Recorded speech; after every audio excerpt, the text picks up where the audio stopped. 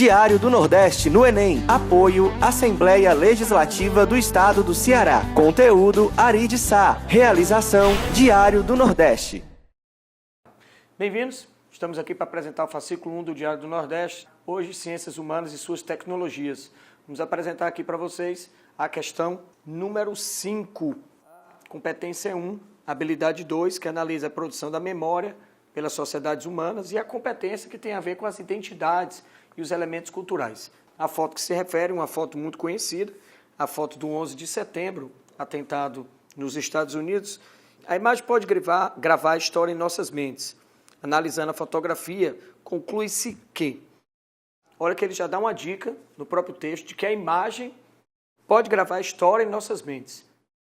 Então essa imagem do 11 de setembro, com outras imagens, como as imagens que a gente tem na Guerra do Vietnã, ou algumas imagens referentes à Primeira ou à Segunda Guerra, elas ficam marcadas na história, porque são imagens que passam a ser consideradas imagens universais ou referências, tá certo, para cada situação histórica. Ele diz no item A que a memória tipificada deixou de ser reproduzida pela narrativa traumática. Vamos imaginar que a gente fosse, membro da sociedade norte-americana ou que a gente fosse habitante da cidade de Nova York. Você acha mesmo que um atentado terrorista não ia lhe causar um trauma, uma mudança de comportamento social? Não só às famílias que foram traumatizadas, mas ao comportamento da conduta da cidade, inclusive em relação à segurança dos aeroportos. Então a gente tem uma mudança de comportamento de toda uma estrutura social, de nível de segurança, de calamidade, um estado de sítio permanente, leis que foram alteradas por causa do que aconteceu. Então, dizer que não tem uma narrativa traumática envolvendo o 11 de setembro é falso item, nós temos até filmes referentes a esse tema. Item A, falso. O B diz que a memória exemplificada foi eternizada por sua divulgação universal. O problema do item B é que ele trabalha com uma possibilidade, uma crença que não tem fundamento científico. Você tem que trabalhar no item B, quando ele fala divulgação universal, de que todo mundo viu essa imagem. E aí você tem que lembrar que uma coisa é uma imagem se tornar de domínio público, ela ser acessível. Uma coisa é a imagem estar exposta na internet, outra coisa é você dizer que essa imagem foi vista por todos, que ela é universal. Essa imagem, para ser universal, a informação teria que ser universal. E a informação não é universal. Ela pode ser até divulgada em larga escala. Daí a ser universal, você está criando um exagero, é uma armadilha para quem lê rápido a questão, o item B está falso. O C diz que a memória interpretada é funcional, ok, é racional, sim, e é estática. Será que o que a gente sabe sobre o 11 de setembro, na semana que aconteceu, no dia que aconteceu, mudou até hoje? Acreditamos para a história que sim, outros fatores foram inclusos, outras interpretações foram colocadas, e a própria sociedade americana e fora dos Estados Unidos vê o atentado por outros olhares. Então essa foto já traz outros valores. Então não é estático não a memória. Item D diz que a memória avaliada traz elucidações desconstruindo rotulações. Ao contrário, dependendo de quem a vê, certo? Dependendo de que maneira você vê essa foto, como por exemplo, os militares ou grupos mais reacionários ou nacionalistas criaram o rótulo de que tudo que vem do Oriente parece ser de alvo terrorista, parece ser de cunho fundamentalista. Ao contrário, o item D, falso, não desconstrói rotulações. Sobra para a gente o item E, que diz que a memória documental foi emotiva, certo? Sim. Foi progressista, e foi funcional. Quer dizer, a memória está em constante progresso, em constante construção, como todos os valores científicos da área de humanas. Então, a resposta da nossa quinta questão é o item E. A questão número 9, ela trabalha com duas músicas. A primeira música, de Michel Gustavo, diz assim: para frente Brasil, 90 milhões em ação, para frente Brasil, do meu coração. Todos juntos vamos para frente Brasil, Brasil, salve a seleção. E embaixo, uma música do Chico Buarque, Apesar de Você, que diz: hoje quem manda, falou, tá falado, não tem discussão. A minha gente hoje anda falando de lado e olhando para o chão, viu? E apesar de você, amanhã há de ser outro dia, Todas as duas músicas, elas têm o seu sentido para as ciências humanas de elucidar uma expressão, certo? Um sentido, A música, quando ela é feita dentro de um contexto e ela tem uma vinculação, ela tem uma razão de ou ser para entretenimento ou ser para distorção, alienação, tá? Também pode ser para criticidade, para informação e para formação de grupos sociais do que a gente chamava na época de contracultura. As duas músicas se enquadram bem dentro do regime militar brasileiro de 1964 até 1985 e que tomou posse no Brasil em 31 de março de 64, mas teve seu agravamento em dezembro de 68 com o ato número 5. E é justamente a Copa de 70, onde a gente está no auge do processo de repressão no governo do general Médici, que a gente está vivendo uma situação extremamente antagônica, onde o Brasil está vivendo um milagre econômico, o Brasil está vivendo um momento de obras faraônicas, de construção de músicas e mensagens ufanistas, e que a Copa do Mundo, a Copa de 70, tinha um forte apelo nacionalista, não só por ser a Copa do Mundo, mas porque era mais uma vez aberta a possibilidade do Brasil conseguir o tricampeonato, tá? Naquela época, é bom lembrar que a FIFA só dava a taça oficialmente ao país se ele conseguisse o tricampeonato. O Brasil já era bicampeão, 58 e 62, tinha ido muito mal na Copa de 66, na Inglaterra, e aí tinha de novo no México a oportunidade do tricampeonato, que foi conquistado e que foi usado muitas vezes como propaganda de um futuro melhor, de um país grandioso através do esporte. E, ao mesmo tempo, embaixo você tem uma música do Chico Buarque, trazendo elementos de protesto dentro de sua letra e deixando bem claro que a sociedade que ali estava calada pela repressão iria se levantar. Amanhã havia de ser outro dia. Então, diante dessas duas informações, duas letras do mesmo período, mas trabalhando sobre temáticas diferentes, a gente vai aqui para os itens. Comparando as fontes documentais que transmitem aspectos culturais de uma determinada conjuntura política, conclui-se que elas estão associadas por apoiar e manifestarem apreço pelo modelo político na conjuntura em que se inserem. O primeiro texto, sim. A primeira música, sim. A segunda, do Chico Buarque, não. B. Estão relacionadas aos diferentes apelos emotivos de seus autores que passam o conteúdo de neutralidade artística. Todas as duas têm um conteúdo que não é de neutralidade. O primeiro é de alienação e de nacionalismo fanista, e o segundo de crítica sobre o Estado. C. Estão opostas quanto à expressão das suas intenções ideológicas, conjugadas ao olhar de cada músico. Corretíssimo item C. O D está falso porque diz estão divergentes, pois integram um panorama cultural distinto. Elas estão divergentes porque elas transmitem ideologias diferentes. Não é o panorama cultural mesmo, o regime militar. Estão integradas na defesa de uma produção musical engajada. A primeira não é uma música engajada, é uma música que falava sobre otimismo ligado ao esporte, não tinha criticidade, não tinha engajamento político. Então, na nossa nona questão, é o item C. Na nossa questão 15, um tema muito recorrente, escravidão no Brasil colonial. Em 1849, o inglês Robert Haskin, cônsul no Brasil por mais de 30 anos, afirmava que todo o comércio no Brasil obedecia ao capital inglês, que todos os manufaturados ingleses eram vendidos a crédito e a prazo, que todos os seus compradores eram ligados ao comércio de escravo, e que calculava que os investimentos ingleses no Brasil em 5 milhões de libras, parte dos quais era desviado para o comércio de escravo.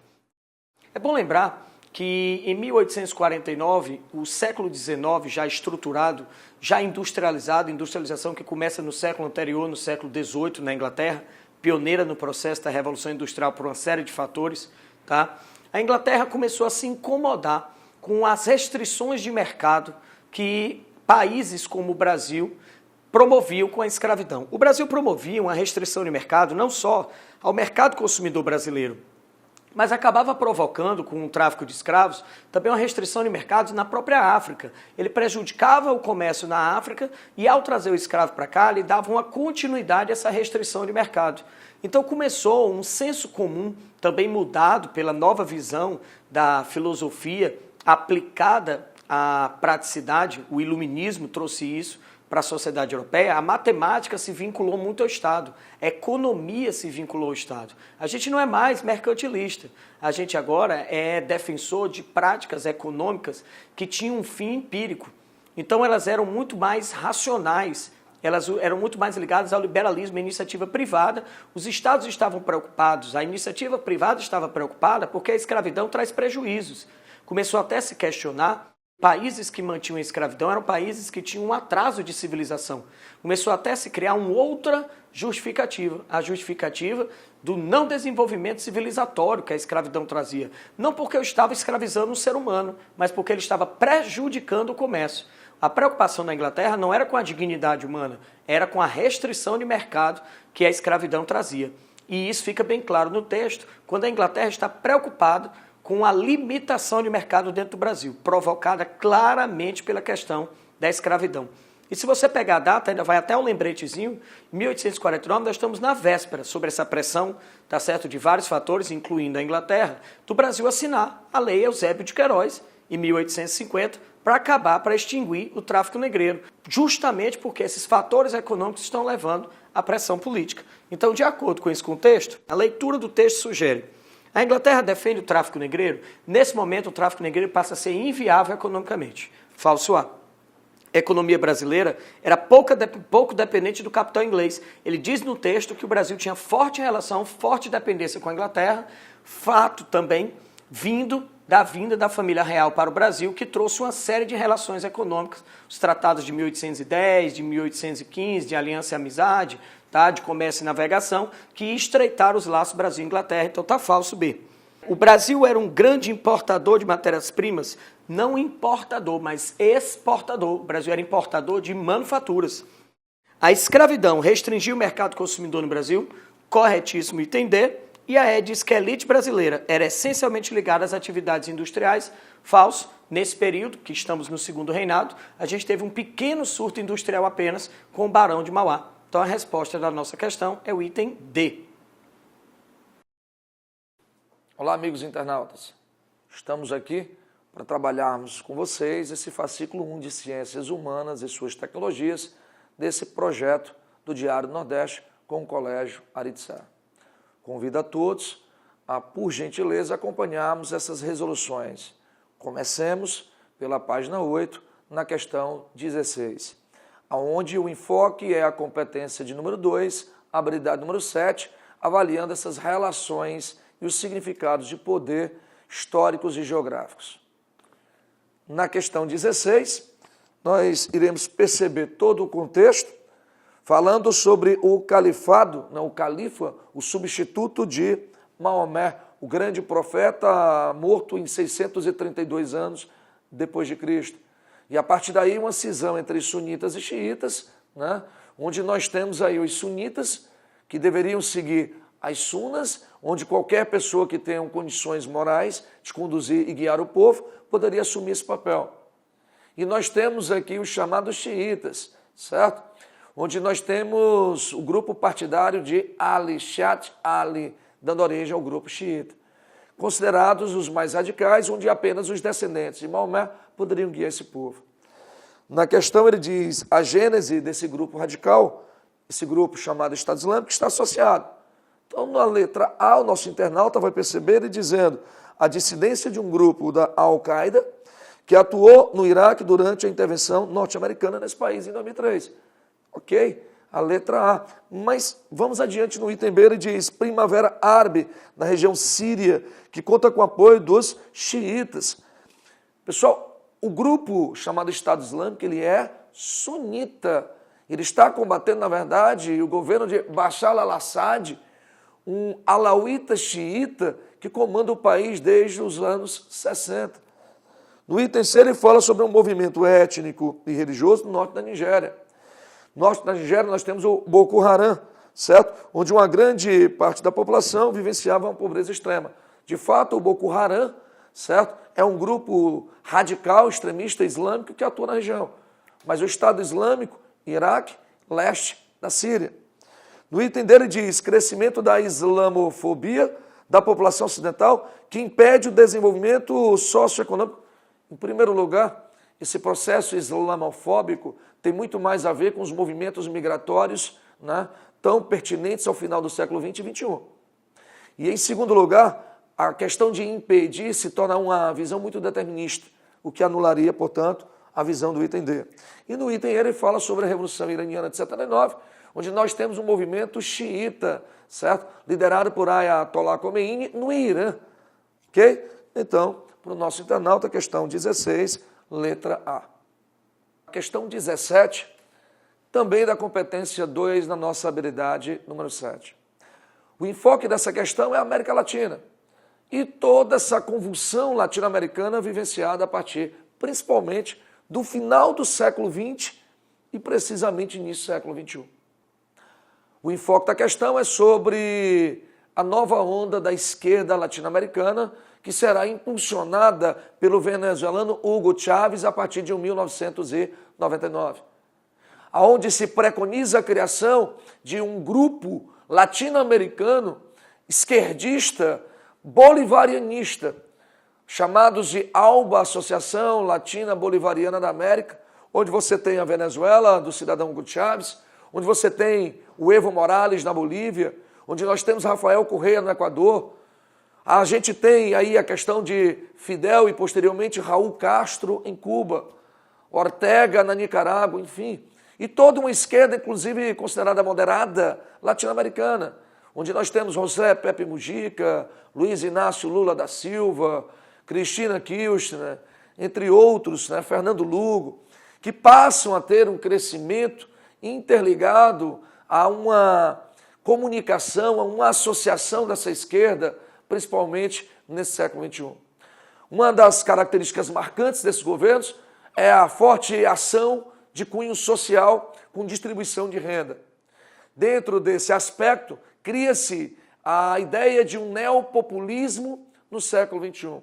Esse neopopulismo apoiaria e seria apoiado, evidentemente, por uma massa pauperizada que, através exatamente de programas sociais, receberiam benefício do Estado e passariam, com isso, a defender as concepções e as ideias dos Estados. Nos grupos mais radicais, entendemos os radicais a Venezuela, a Bolívia e o Equador, mais radicais no compromisso exatamente dessa esquerda, que passa a fazer frente ao grande imperialismo norte-americano, percebemos uma massa, inclusive a formação de grupos que passam a defender, até com ações mais violentas, os seus governos. Vamos à questão. O cenário latino-americano vem sendo bastante modificado nas últimas décadas, sendo constantemente ameaçados pelo imperialismo de estados centrais. Entendemos aí os Estados Unidos, que, através de suas empresas transnacionais, com a ajuda do neoliberalismo, vem tentando recolonizar a região. No começo do século XXI, verificamos na América Latina uma resistência de massas que ensaiaram um reordenamento geopolítico na primeira década do século XXI, que seria esta pautada. Bom, no item E, nós temos a adoção de um neopopulismo, que seria alimentado por uma onda de uma esquerda, como diria o próprio Hugo Chávez, que preconizou um movimento bolivariano de esquerda anti-imperialista. Então, para o nosso internauta, a questão de número 17, letra E. Vamos agora para a questão seguinte, a mesma página 9, na questão 19. Só que agora trabalharemos a habilidade número 8, onde nós temos aqui a dinâmica dos estados diante exatamente desses fluxos migratórios, esse enfrentamento e essa organização do Estado. A questão de número 19 tem um foco relacionado às questões agrárias brasileiras. A questão, ela fala sobre o segundo reinado e a adoção no Brasil de um conjunto de leis agrárias que seriam denominadas em 1850 de Lei de Terras, considerado inclusive um dos processos agrários, um dos períodos mais importantes para que a gente compreenda hoje a histórica concentração e a elitização de terras no Brasil. Ele cita para a gente 2 artigos. O primeiro ele diz: ficam proibidas as aquisições de terras devolutas por outro título que não seja o da compra. Vamos entender, internauta, que essa compra seria realizada a partir de leilões, astas públicas, cujo pagamento das terras seriam à vista. E as terras normalmente estariam sobrevalorizadas. De certa forma, isso impede a aquisição de terras pelas castas mais baixas da população e, ao mesmo tempo, limitando o acesso da terra por parte dos imigrantes. Vamos olhar o artigo seguinte, artigo 18, e ele diz: o governo ele fica autorizado a mandar vir anualmente, à custa do tesouro, certo número de colonos livres para serem empregados, pelo tempo que for marcado em estabelecimentos agrícolas ou nos trabalhos dirigidos pela administração pública ou na formação de colônias nos lugares em que estas mais convierem, tomando antecipadamente as medidas necessárias para que tais colonos achem emprego logo que desembarcarem.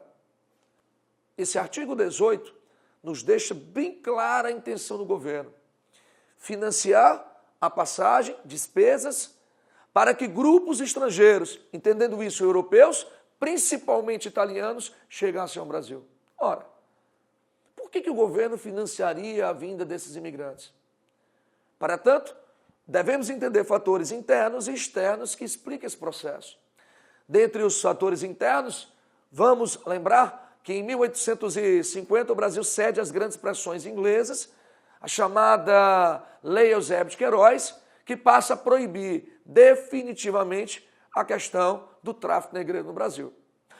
Embora essas questões de tráfico já tivessem sido estabelecidas constitucionalmente a partir de 1831, com características punitivas, em nenhum momento ainda da história o Brasil havia, de fato, coibido severamente isso. Isso dar-se-á a partir de 1850.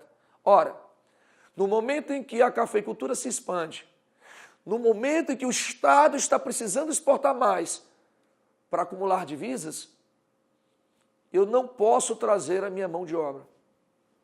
Qual foi a saída encontrada pelo Estado?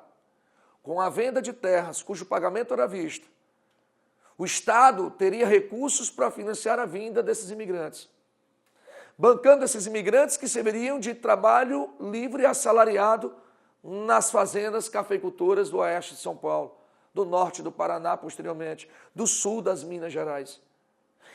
Essa mão de obra assalariada ampliaria o nosso mercado consumidor, propiciando ainda ao Brasil um surto industrial ao final do século XIX. Portanto, essa vinda de imigrantes com o objetivo claro do Estado de financiar o desenvolvimento do café seria fundamental para o fortalecimento de uma nova classe, uma classe aristocrática cafeeira, que centralizaria ainda mais o poder político e econômico nessa região do eixo São Paulo, Rio e Minas.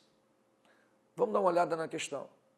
Dentro de seu contexto histórico, a referida lei, ela revela a intenção do governo imperial brasileiro de democratizar o acesso à terra. Não. O acesso à terra será mais elitista, terá um caráter impessoal, o que dificulta, evidentemente, o acesso à terra por parte da massa. No B, ele fala em enfraquecer o trabalho assalariado. Eu estou substituindo a mão de obra escrava por uma mão de obra assalariada imigrante. No item C, ele diz garantir mão de obra aos latifúndios. Ok? Latifúndios, monocultores, aristocracia fortalecida, modelo plantation, venda de café para o mercado europeu e americano. No item dele diz desestimular a imigração. Absurdo. O Estado queria que entrassem pessoas. E o item é fortalecer juridicamente a escravidão. Não, porque está no contexto da Lei Eusébio de Queiroz.